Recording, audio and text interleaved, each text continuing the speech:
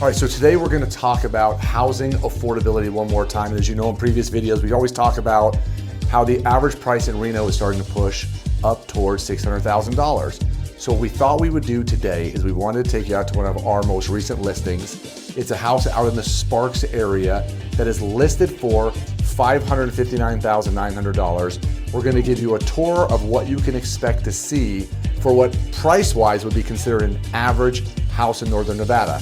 Now, for those of you that are not familiar with Sparks versus Reno, for most of our clients that come to town, if we were to drive you around, you wouldn't even know if you left Reno to go to Sparks or Sparks to go to Reno. It's all sort of intermingled and commingled. But for those of us, for those of us that live here, we know the differences between the two areas. And this particular house is in Sparks. But literally, if you drove 7 minutes back towards McCarran Boulevard, you would be basically back in Reno right away. So we're gonna walk you around, we're gonna show you the details and let you see what in our area an average price home looks like. So if you're enjoying the kind of content we're putting out each and every week about living in Northern Nevada and living in Reno Tahoe, please do me a favor, subscribe to the channel, tell your friends and family that if they're looking for information about living in Northern Nevada or visiting here, to come subscribe, and we'd love to hear your thoughts on the stuff we're putting out. All right, so today we're standing in front of 5979 Earmark Court. It's a house over in the Sparks area.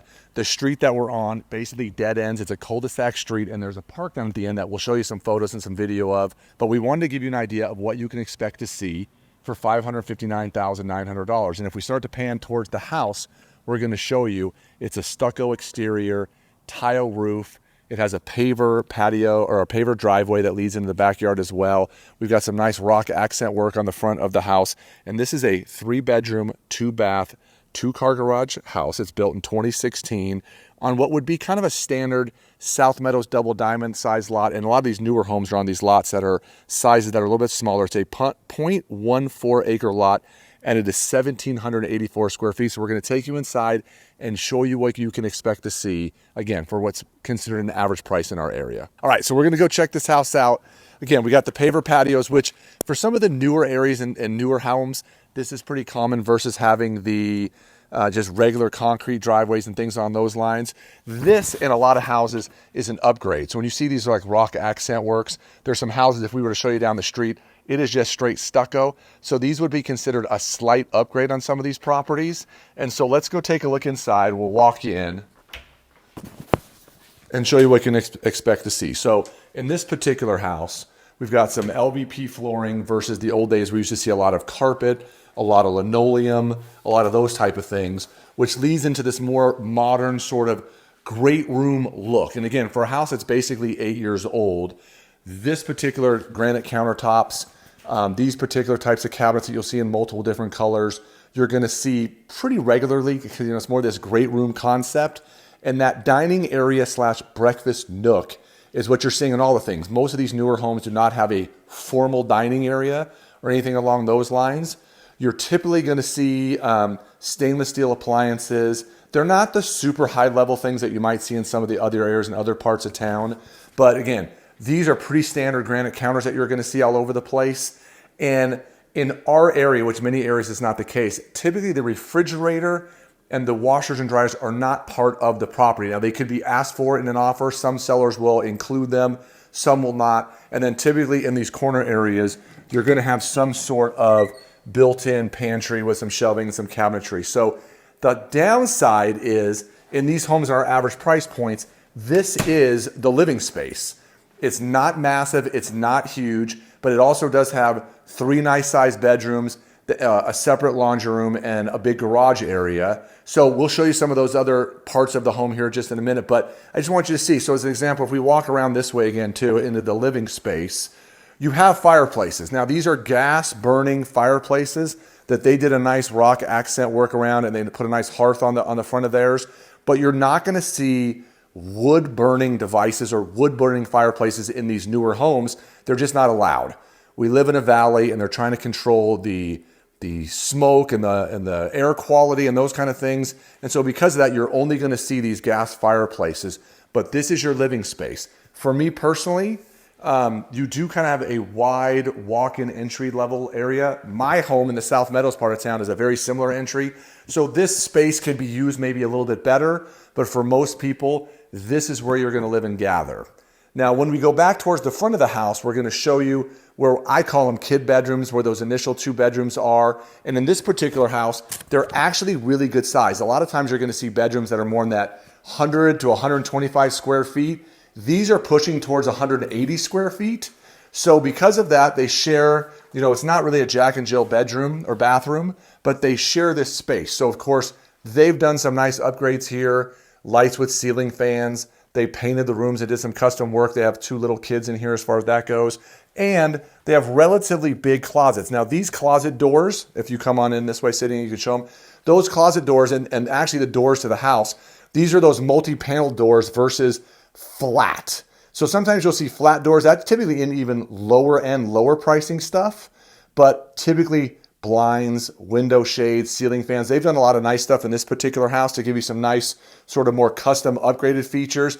And then same thing. Obviously they have a little girl living in this room. But if someone were to have a boy and wanted to switch it up, you could easily change these paint colors. So those are the kind of things I tell people not to get overly excited about, which would be things like paint colors because it's easy to change. The rest of this room is very neutral. So whether someone had kids or didn't have kids, you can use this as an office. You can use this a lot of different ways. And if it leads us right into this other bedroom right across the hall. So in the second bedroom, same thing. They're using this to have an infant. And in this particular house, obviously same thing. If green is not your color, you can easily change that color. Again, another nice lighted ceiling fan. And again, with the multi-panel doors that make it just kind of a nice big, these are typically a lot bigger rooms than you see in a lot of the new construction homes. And then, of course, these 2 rooms share this bathroom. So you've got the, if we look in here, nice shower tub. I'm going to get out of the way so Sydney can video for you. We've got the nice shower tub insert combo, the same granite counters and that same, flooring. The bedrooms had carpet, but this has that same LVP flooring that you're going to see in a lot of houses, which is really just a lot better than the old school linoleum that you used to see in many of the neighborhoods. So these 2 bedrooms are right off the front of the house. And then as we walk back into that living space, the master bedroom is in the back right corner. So for those of you that want to have bedrooms away from the kid bedrooms, it works out perfectly because we're going to come this way into that back master suite. They put a nice upgraded thermostat in here. And then in this particular room, same thing. Now, what I always tell people is you have to be careful when you start looking at people's furniture versus looking at people's houses. Again, they have a nice built-in ceiling fan.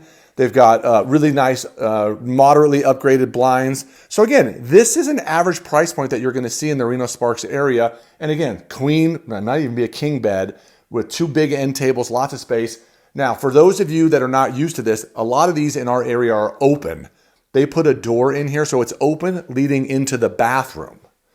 So if you go into these bathrooms and you see that they're open, this particular one has a nice garden tub and shower surround. They probably upgraded this tile in the shower. That was not something that you would normally see. And then there's the vanity. So 2 sinks, typically right here, the commode.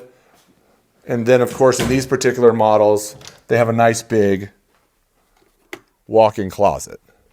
It's a little crowded there. I'm going to get out of Sydney's way so she can show you what that looks like.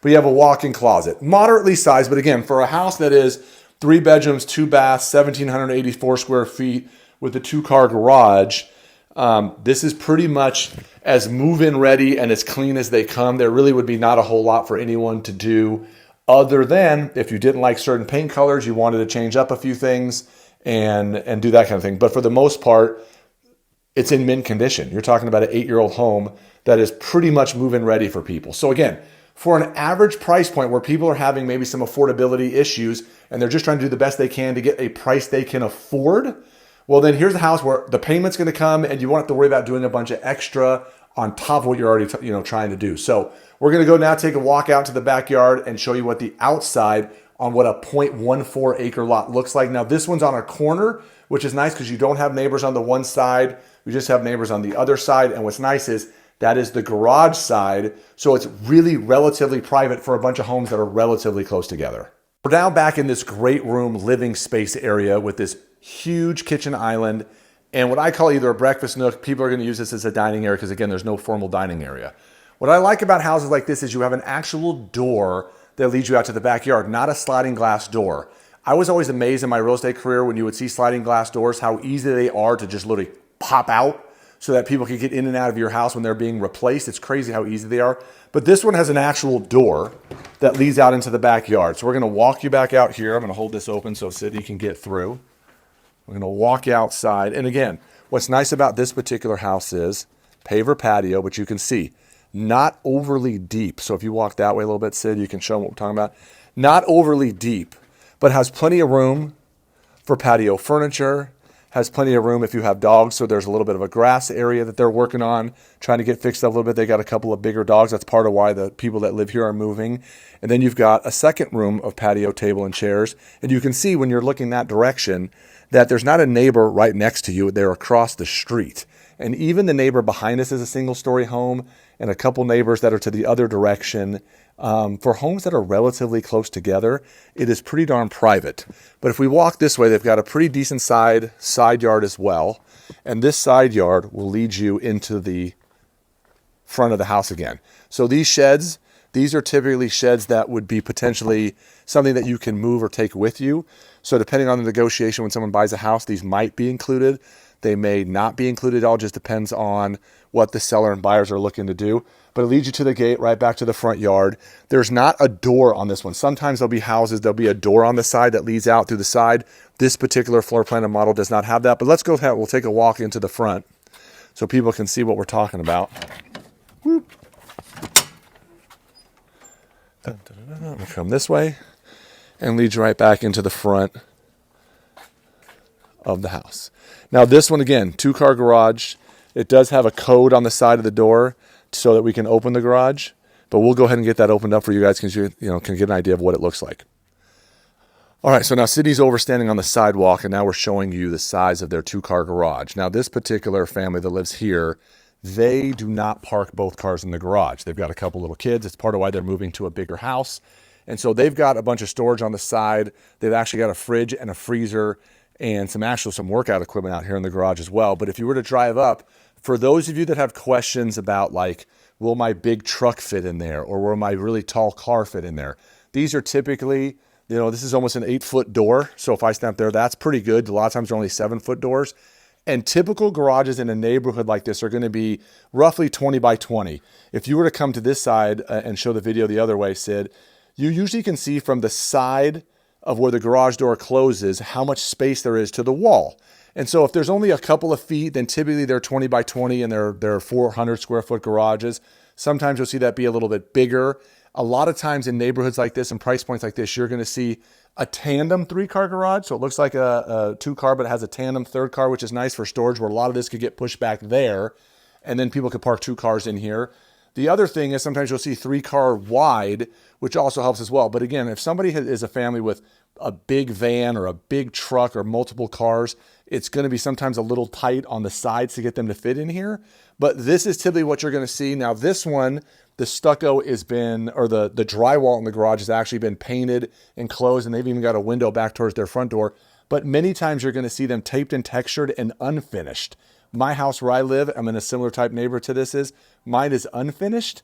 So it really is a bit, people's preference. I don't see any reason why people think of it as an upgrade if they're painted or not, but we can see that way. But if we come in through the garage, and this is where typically you're going to come in through their home. It's funny how you don't go through your front door. This is where you come in into the laundry room. And in this particular house, they've got, a pretty standard sized laundry room for a house of this size, where you've got some cabinets, you've got room for your washer dryer, you've got a shelf on the wall. And then people who are always asking the questions about, dragging their groceries in or dragging, their belongings in. Or again, if you have little kids, what's nice is it's somewhat of a little bit of a mud room where then people can kick off their muddy shoes, kick off their clothes, and not end up going into the whole house. And of course, then the kitchen is right there. So it gives you kind of an idea of an almost 1,800 square foot house at an average price point for what you see in our area. Now we're going to walk outside again. We're going to walk down to the end of the street. We want to give you a little feel for where you are and where you're located, because again, we are pretty close between Sparks Boulevard and Pyramid Highway. We'll put on the map for you guys so you can kind of get an overhead view of where we're at. And so we are not way out in Spanish Springs. We are not way far out there. And we are really close to some giant major shopping centers. So if you're trying to get back to Costco, Home Depot, you name the grocery store, you name the amenity, it is all literally within 5 minutes of here. And again, a lot of the schools and things that are out here are newer. The middle school out here is new. I have to look and see as far as school zoning goes. Okay, so this particular house is still zoned for Spanish Springs Elementary, which would be, Spanish Springs High School, which would be further out that direction as well. So the schools are relatively new, and it's a lot of reasons why people move out this way. And currently right now, Pyramid Highway is having a ton of construction to it. So eventually, they're trying to do a lot better job of alleviating the traffic and getting you back to the freeway. But for now, what's nice is this particular house is not that far out, where some of them go way far out. And usually the people that want to go much further out are looking for bigger homes, bigger lots, those kind of things. So anyway, here's what gives you a really good idea of what you can get for about $560. Let's walk down the street. We're going to show you some pictures of the park. If you're someone who's beginning your journey on moving to Northern Nevada and you're looking for more information, please click the link in the description below where you can get a free copy of our buyer's guide that will give you the information you need to start the process and your journey to moving to Northern Nevada. So we just took a walk outside. We're making a hard left down to the cul-de-sac to give you an idea of how far and where exactly this park is. It is called Croston's Springs Park. It's just a little park down at the end of the street. And again, it's a cul-de-sac, and you can see from the outsides and the size of the trees, this again is a relatively new 8-ish-year-old neighborhood. Elementary school is John Bohatch. Middle school, Sky Ranch, which is the brand new school. It's only been open for a couple of years. One of my good friends is a teacher there. If you watched our video about that, she teaches at that school. And then Spanish Springs High School. Now, again, we did a video about this once before too, when you're talking about property taxes. Currently, the property taxes for the house we just showed you is just a hair over $4,000. And if you found a similar price, similar size house that maybe was 30, 40, 50 years old, the property taxes would be a lot less expensive. So, you have to kind of take those things into account when we're trying to figure out what your potential house payment might be. And as we're trying to help people find affordable housing, especially for those that are looking in this $400 to $600 price point, we're trying to make sure that you're thinking about all the things in there, whether it's homeowners associations or whether it is property taxes or things along those lines. But you can see this park is darn near set up just for the people who live on this street. I mean, you can get a couple access points from a few different areas, but for my clients, it's kind of one of the unfortunate parts about why they're moving is that they have 2 little kids, and you'd have great access to this park that literally, how long did we just walk for? 90 seconds? I mean, just right down the street. And you can see there's some access points down there, but of course, in the middle of the day, you're not going to see a whole lot of people here using this park. We're literally standing here at the end of the cul-de-sac, and if you can see the stop sign in the distance, I'm going to guess that's about less than a 60-second walk, maybe a couple hundred steps. So there is a park that close to you. So for those of you that might have the need for a park, maybe you have some little kids or whatever the case may be, it does not get any more convenient than that. Now, it does not have a pool or water, does not have a basketball hoop. It's a relatively small park, and it's really set up for little kids. But how awesome is that at the end of your street for easy access? The other thing I like about this particular neighborhood as you walk through here is their power poles. They're not your classic old school, just big metal power poles. They kind of have this nice little brown texture to them. They kind of have a little bit of a different feature to them. So some of these newer neighborhoods, they tried to do a pretty good job of making them a little more modern, making them feel a little newer. All right, so we're standing in the kitchen of this house. I wanted to bring in Sydney Lessinger. You guys know her. She shows the majority of the homes to our buyer clients as we're out looking at property. And so when you're in a house like this, do you get certain questions that people are asking that have become sort of common when, obviously people that are watching the videos may not be familiar with our area. Right. And so what might be some common things that you're seeing people ask you when you're starting to walk through a house like this? I know for some people, depending on the types of properties that you're used to, it's a little different because obviously formal dining rooms are going away a little bit. Clearly we have the breakfast bar over here. So sometimes people are like, is that more common now to not have a formal dining area? Which, yes, it is becoming more and more like that. But for the most part, people really like the open floor plan kind of looks that are going in now with the newer properties that are coming up in Reno.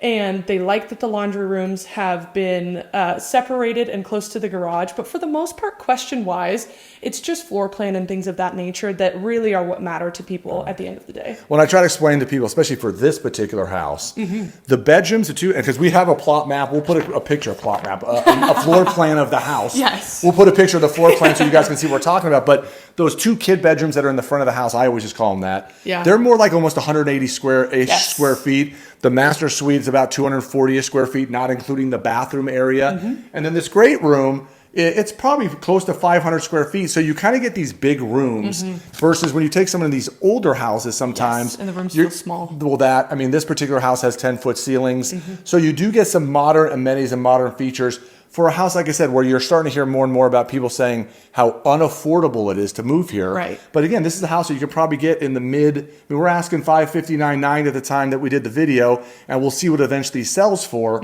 But it is at a price point to me that you get a lot of bang for your buck, and you're in a very modern, newer neighborhood with good schools. It's all the things that typically people are looking for. And so a house like this, when you're showing people around, how long do houses like this typically last? Not very long, especially in the condition that this one is in. I mean, our clients have taken very, very good care of this property. However, this property is not very old. And if you were to compare this to a similar property in South Reno, the prices would vary drastically. Right. And I think that especially being out in this area, you're not really that far from anything. Right. And I think that people get a little bit turned off by Sparks and Spanish Springs because they think, oh my gosh, it is so far away. You're in the middle of nowhere. And it just simply isn't the case. Right. So if you want to find out and see some maybe more details, more pictures, this particular house is 5979 Earmark Court in Sparks, Nevada. What's funny is this is very comparable to a house we have listed at 2075 Peaceful Valley, which is in the South Meadows part of town. I think that house is slightly bigger than this one, maybe, but it's pretty darn close. And that house is listed for $675,000. So it's $100,000 more difference for houses that are relatively similar. Now, with that being said, that house in South Reno, I think is a little more upgraded. It's got a little bit more bigger yard, and there are some things included in that house that aren't included in this one. But for roughly $100,000 difference, if you check out those 2 houses online, you can definitely see what we're talking about as far as giving people an idea of what you can expect to see for $560,000 in Northern Nevada. So if you're starting your journey and looking for more information about living in Northern Nevada, check out this video we did about the cost of living in Northern Nevada so you can start to get more information on what you're looking for and what you need. And by all means, always reach out with questions. We're happy to get you all the information.